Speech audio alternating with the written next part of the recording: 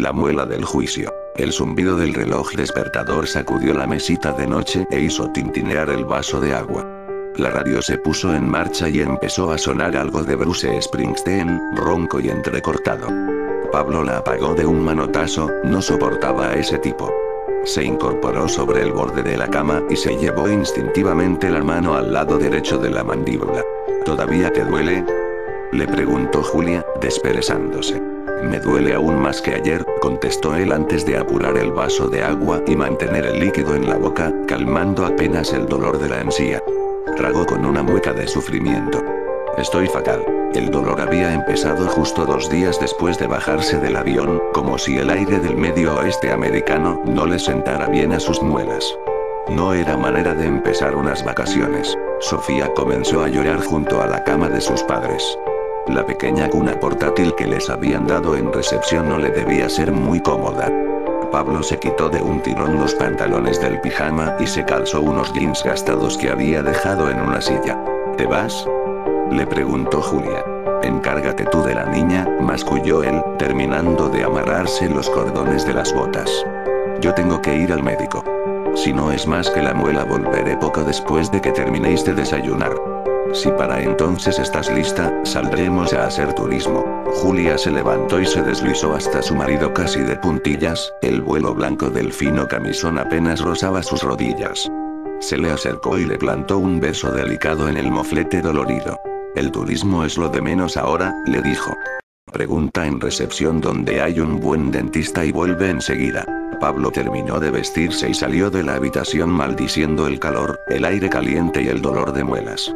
Se puso las gafas de sol y recorrió la tarima de tablas de madera hacia la recepción taconeando con desgana. Qué poquito iba a echar de menos Estados Unidos en cuanto volviera a casa. Todo muy vaquero, todo muy auténtico, pero estaban siendo unas vacaciones de mierda. La niña no paraba de llorar, el calor no les había dejado un momento de relax y para colmo la maldita muela. Parecía que el sueño de cruzar aquel país de costa a costa se había convertido en pesadilla. Entró en la recepción pensando que lo primero que haría al volver a casa era pasarse un fin de semana entero en la playa. Y adiós para siempre a las hamburguesas. El recepcionista pakistaní no tenía ni idea de dónde podía Pablo encontrar un dentista. Lo único que pilotaba por ahora en inglés era hola, ¿qué tal? Habitación $90. Por ahora, ya que solo llevaba 6 años en los USA. No le supo indicar, pero le entregó un folleto con la publicidad de un médico local. Un maldito matasanos, pensó Pablo, de los de mascar tabaco y poner inyecciones a las yeguas entre muela y muela. Tal vez el médico local supiera menos que él de dentaduras, pero seguro que le podría dar la dirección de un buen dentista. Así que subió al Ford de alquiler y condujo hasta el pueblo sin casi poder mover la boca de dolor. Habían llegado a esa población la noche anterior, en una de esas paradas no programadas pero necesarias cada ciertos kilómetros para que el conductor no caiga rendido y se duerma en la carretera. Y aunque los dos se alternaban al volante, lo cierto era que después de una semana en la carretera, tanto Julia como él estaban derrengados. Y resultó que el pueblo de paso no era más que eso, el típico pueblo de paso en mitad del desierto enclavado en el centro de la nada. Cuando Pablo irrumpió en su calle mayor acosado por un terrible dolor de muelas, daba la impresión de que hasta los castores y las comadrejas habían acudido a misa. Y eso que solo era martes por la mañana. Aparcó el coche cerca de la gasolinera y recorrió la calle principal a pie, intentando orientarse y seguir correctamente el pequeño plano dibujado en la cara trasera del folleto del médico. La gasolinera estaba allí, y la línea azul que la iba a unir con la consulta recorría el mismo camino que Pablo estaba siguiendo ahora. No tenía pérdida. Las calles estaban desiertas y los comercios cerrados a esa hora tan temprana, pero aún así la tranquilidad era tan sofocante como el calor del propio desierto. Un silencio pesado como una losa que comprimía los sentidos. Por suerte no había tenido que caminar demasiado cuando encontró el enorme local de 2 pisos, decorado con letreros y vinilos verdes, que albergaba la consulta médica. Si el pueblo era pequeño y aburrido como un velatorio, lo único que tenía en condiciones era el médico. Pero estaba cerrado. Pablo volvió a maldecir su suerte y se causó un daño horrible a sí mismo al apretar los dientes de rabia. Regresó sobre sus pasos y entró en la gasolinera igual que el sheriff en un salón. Igual se le estaba pegando algo. El mostrador estaba vacío, pero a través del ventanal vio que el encargado estaba fuera ordenando una pila de neumáticos usados junto al aseo. Remy está fuera, rezaba un cartón pintado a mano con spray para carrocería. El turista dolorido se dirigió hacia allí, luchando por ignorar el hedor a pis y a tubería colapsada que emanaba del interior de los servicios. El tipo, un venerable anciano de edad incierta, gorra calada para proteger la calva del sol y barba enmarañada y gris, se giró hacia él muy despacio y, sonriendo, le mostró una dentadura tan escasa que Pablo supo al instante que para buscar un odontólogo, el tal Remy no era el hombre a quien debía preguntar. Disculpe, busco un dentista, chapurreó con su mejor inglés. Pues aquí se ha equivocado, amigo, contestó el tipo. La baba marrón del tabaco para mascar tenía como la mugre los pocos dientes que le quedaban. Pablo se obligó a sonreír. Lo sé, dijo. He encontrado la clínica local, pero está cerrada. ¿La clínica? Amigo, si busca un dentista no debe acudir a Jimmy. El condenado es un gran médico, huesos y toses, de eso sí sabe un rato el maldito Jimmy. Pero pregúntele por dientes y se le pondrá la cara del color del culo de una vaca. Pablo tuvo que pestañear 2 veces y tomarse su tiempo antes de decidir que había comprendido lo suficiente de aquella descriptiva respuesta.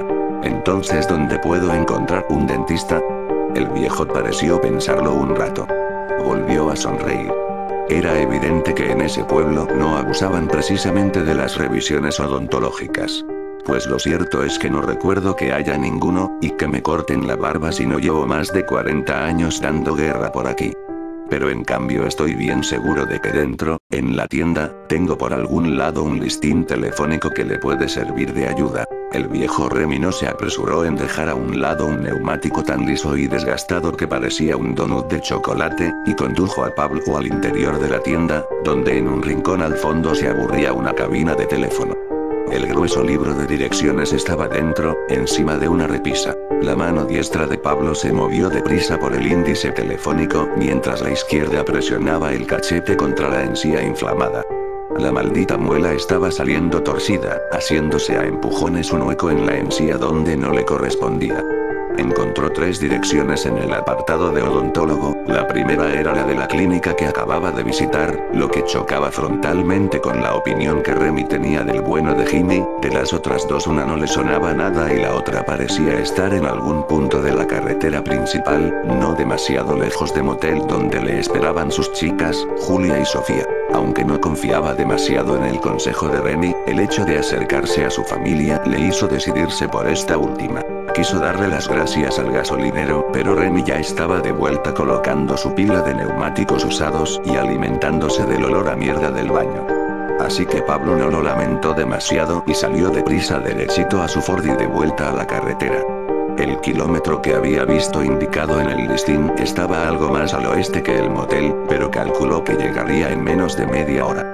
Se equivocó pero no por mucho, sin embargo antes de aparcar el coche frente a un edificio viejo y solitario en mitad de la nada, le hubiera gustado llamar a Julia para decirle dónde estaba. Con las prisas su móvil americano seguía en la mesita de noche de la habitación del motel. Resignado y con un punto de miedo, se bajó del Ford y se dirigió a la entrada del centro odontológico Springsteen. Tenía gracia, odiaba a ese tipo.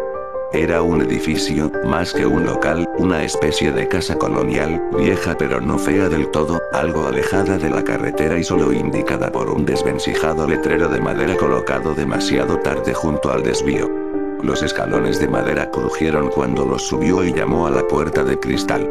Nadie le contestó, y tras insistir 2 veces sin mayor éxito, se dirigió al lateral de la casa, donde encontró una segunda entrada mucho menos ostentosa y más funcional, con el mismo letrero de Clínica Springsteen pintado sobre el dintel de la puerta. Una cadenita invitaba a tirar para ser atendido. El sonido de una campana recorrió el edificio de abajo a arriba pero tampoco hubo respuesta. Tras una segunda vez, una voz tan lejana como si anduviera por Marte le indicó que pasara. Así que Pablo empujó la puerta y caminó al interior de un recibidor oscuro y repleto de muebles de madera que apestaba a humedad y parecía el despacho de un taxidermista. Había bichos inmortalizados por todas partes. El ruido de sus tacones resonó en las tablas macizas del suelo y cuando se detuvo escuchó una vibración continua, un zumbido como de sierra que le llegaba desde más allá de una puerta entreabierta debajo de la cabeza de un ciervo.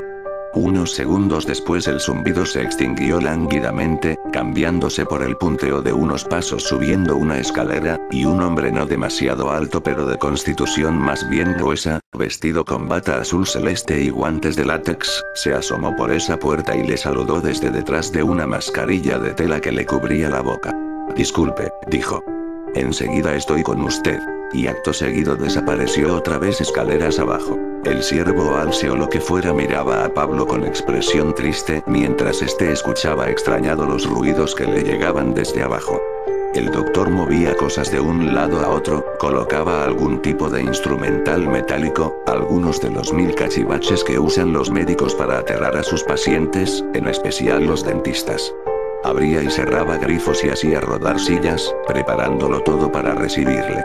Solo cuando volvió a subir a por él y le invitó a bajar, Pablo cayó en la cuenta de que ningún otro paciente había salido de allí, al menos que él lo viera. El doctor era fuerte, más que gordo, y sin mascarilla aparentaba más años de los que Pablo le había otorgado en un principio. Eso le tranquilizó. Si la veteranía era un grado, con ese dentista estaba en excelentes manos. Pablo empezó a explicarle, con su mejor inglés de guerrilla, sus penas y vicisitudes con la maldita muela del juicio, pero el tipo se limitaba a sonreír como si no se enterara de mucho. De muy poco, más bien. Sin embargo, no pareció importarle. Le ayudó a sentarse en una típica silla de odontólogo, que si bien no era el último modelo no parecía faltarle de nada, y le colocó un delantal blanco de hule por encima del pecho. Eso extrañó a Pablo. La consulta era amplia pero poco iluminada, tenía un olor peculiar, agrio, y decenas de cuadros en las paredes, sin embargo ninguno era de los habituales diplomas y menciones de los que tanto gustan presumir a los médicos. Casi todos eran fotografías, difíciles de distinguir desde la silla, pensó Pablo. Quizá antes de pagar y marcharse aprovecharía para echarles un mejor vistazo. Curiosidad es curiosidad. El doctor se retiró para coger su instrumental y Pablo se relajó un poco. Miró la hora en un reloj que colgaba en la pared, justo encima de una especie de nevera. No reparó en que había un frigorífico en la consulta, solo pensó que todavía era pronto y que mejor que llevar a las chicas de turismo por un pueblo tan soso era coger otra vez la carretera y ganarle millas a aquel martes tan extraño. Entonces regresó el dentista. Le pidió que abriera la boca y examinó su dentadura con cuidado. Parecía amable, después de todo, aunque hablaba bien poco. Pablo tuvo intención de hacer algún comentario sobre la falta de titulaciones por las paredes, pero el tipo caminó hasta detrás de él y le clavó en la nuca una aguja que por lo que le dolió y por lo que tardó en retirarla debía ser del tamaño de una espada. Pablo quiso gemir, protestar y levantarse, pero de pronto su lengua parecía muerta y sus brazos tan pesados como yunques. ¿Qué me ha hecho?, balbuceó. Pero en realidad no se le entendió nada. El dentista volvió a ponerse frente a él y se colocó la máscara y los guantes de látex mientras le miraba. Acercó a Pablo una pequeña mesita que solo contenía una sierra radial, un martillo y varios clavos, unas tenazas de herrero y una bandeja de aluminio. Encendió la sierra y la acercó a la cara de Pablo. Lo primero que le cortó fue la oreja derecha, la sangre salpicó por todos lados. La dejó con mimo en la bandeja y se limpió las manos sobre el delantal del hule de su paciente. Pablo intentó gritar, sentía el dolor todavía pero poco a poco había perdido la capacidad de mover los hombros, las extremidades o el cuello. Antes de que pudiera darse cuenta de que su diafragma se había dormido, dejándole mudo, volvía a tener la cuchilla radial a 3 centímetros de su ojo rebanándole la otra oreja. ¿Todavía me oyes, verdad?, preguntó el doctor a los muñones deformes a ambos lados de las sienes de Pablo. Sin duda se reía debajo de la máscara. Dejó la oreja recién cortada en la bandeja junto a la anterior y las guardó en la nevera. Desde la silla Pablo pudo ver en el interior del frigorífico cierta cantidad de bolsas de pequeñas de plástico con más apéndices sanguinolentos dentro. Las necesito para un amigo. Colecciona. El dentista cerró la nevera y permaneció un minuto mirando a Pablo. Parecía estudiar su fisonomía. El resto es para mí. Regresó junto a él y volvió a encender la sierra. Esta vez se la acercó a la cara de plano y le cercenó la punta de la nariz. Mira, dijo. Ahora pareces un payaso. Dejó la nariz de Pablo sobre la mesa y apagó la radial, que colocó con cuidado al lado del martillo. Después tomó este y 4 de los clavos, el primero lo sujetó de punta sobre el dorso de la mano derecha del joven. Sin dudarlo un segundo descargó el martillo sobre la cabeza de acero y taladrió la carne y el hueso hasta fijar la mano de Pablo al brazo de la silla. Hizo lo mismo con la mano izquierda. En las rodillas los clavos no llegaron a tocar el asiento, pero atravesaron la carne destrozando fibras y tejidos. El chico solo podía agradecer el ser incapaz de sentir ningún dolor. Epidural. Pensó. O algo parecido. Las lágrimas rodaban por su piel ensangrentada mientras el dentista le acercaba unas piezas cuadradas de yeso a la boca. Disculpa, tu problema era la muela, ¿verdad? Pues deja que te ayude. Los dados de yeso encajaron entre las muelas de Pablo manteniéndole la mandíbula abierta. Si la droga le hubiera dejado sentir, hubiera notado la piel de sus mejillas rasgándose por la tensión. El dentista se asomó al interior de sus fauces y asintió con un gesto. Era grotesco su aspecto ensangrentado y manchado de pegotes de carne y cartílago. Te está saliendo la muela del juicio, comentó, como quien constata la lluvia en abril cuando el diluvio te ha empantanado el garaje. Está lloviendo. Habrá que sacarla. Pablo intentó negar con la voz, pero no lo pudo hacer ni siquiera con la cabeza. El médico cogió un destornillador de uno de los cajones de la mesilla y también preparó el martillo. Se dirigió a su paciente pero parecía ofuscado. Esto no me deja ver, murmuró. Agarró las tenazas con ambas manos, las colocó pinzando la lengua de Pablo y se la arrancó con un tirón tan salvaje que hizo que su cabeza rebotara contra el respaldo de la silla. El joven empezó a sangrar por la boca con tal abundancia que en pocos segundos su delantal de hule se había convertido en rojo. El doctor dejó las tenazas y tiró la carne blanduzca y enrojecida a la papelera. La lengua de Pablo parecía una sanguijuela gigante retorciéndose en el plástico del cubo de basura. Bien, ahora será más sencillo sacarla. El dentista colocó la punta del destornillador contra la encía de Pablo, justo debajo de la muela maldita.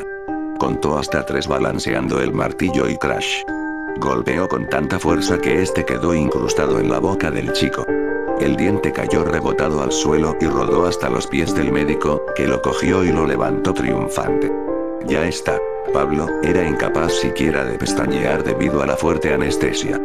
Veía el mango del destornillador como si brotara de su boca, pero no podía sentirlo arañando los dientes. Solo quería morir, que su torrente sanguíneo se acelerara y le ayudara a poner fin a aquella bizarra pesadilla. Quería despertar junto a Julia, con la boca hinchada, y contarle ese horrible sueño mientras mecía a la pequeña Sofía para que dejara de llorar. Porque algo en el aire del Medio Oeste no la dejaba dormir por las noches. Tal vez la sequedad, podía ser eso. La música le devolvió a la pesadilla. Las lágrimas anegaban sus ojos así que ya solamente podía oír. El dentista había encendido la radio y sonaba Glory Days. «Qué cabrón», pensó Pablo, odiaba a ese tipo. «¿Te gusta?», gritó el doctor en su oído en carne viva. «Qué grande, Elbos. Bauticé a mi clínica así por él. Bueno, esto no es más que un hobby. En realidad soy maestro de escuela. Ciencias. Estoy de baja ahora», rió. «Dicen que estoy loco. Vaya mierda. Ese puto matasanos de Jimmy. Sé. No saben qué decir ni hacer para que me jubile. Pero les van a dar». El dentista se puso delante de él y se acercó mucho a su boca. Le extirpó el destornillador de cuajo. «Oye, tus dientes son casi perfectos». Lo último que vio Pablo en su vida fueron las tenazas abrirse para abrazar el primero de los dientes que iban a arrancarle. Después, cuando el martillo aplastó su cráneo y la radial cortó sus articulaciones para que su cuerpo cupiera con mayor facilidad en el horno, Pablo ya estaba muerto. 3 días después, Julia y Sofía regresaron a casa, solas.